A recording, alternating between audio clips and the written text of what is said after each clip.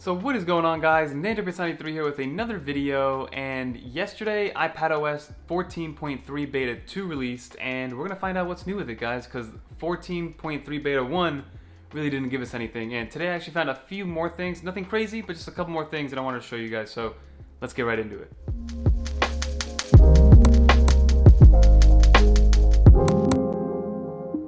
So I did want to show you guys the actual build number of the device, and I already have it up here in the general. So if we go into general, about, and then click on the software version, you see that we moved on to version C. So we're now on 18C 5054C, and that means we're just getting a little bit closer to the final GM version of that 14.3 release, which is mostly an iOS update, but I did find a couple things that I wanted to show you guys. So the first thing is actually in the settings app itself. So if you go into the settings, scroll down to privacy, and I think the reason Apple is doing this one thing or this one omission is because they're getting ready for Apple Fitness Plus, like their membership, their subscription service.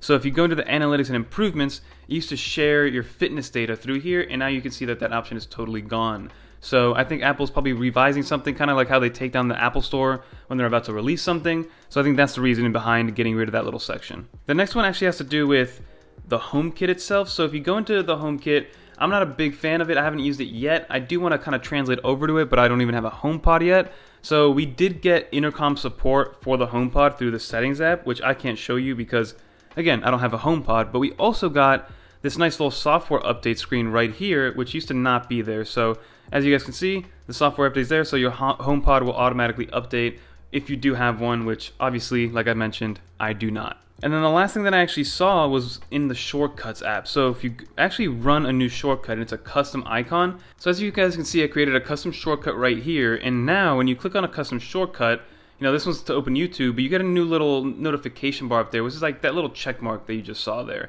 So those are the only real updates that I noticed with 14.3 Beta 2.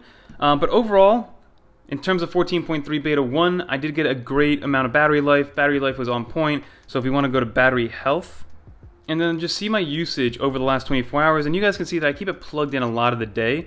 But if you go on last 10 days, you can see average screen on time 5 hours and 18 minutes, and screen off time 5 hours and 19 minutes. And I've been running 14.3 Beta 1 for at least a week now at this point, since it came out. So that's what we get for battery life, and then the actual what's new updates for 14.3 Beta 2. Like I said, not too much, and mostly iOS updates, but let's go back to the normal view.